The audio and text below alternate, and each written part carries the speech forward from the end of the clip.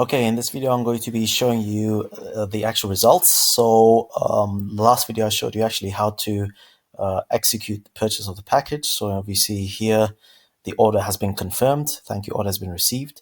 What I did is I actually left this window open, and if you see here, this was the first email that I received. Your order has been received. And this is the second one, your order is now complete. So basically, if I come now here into my account,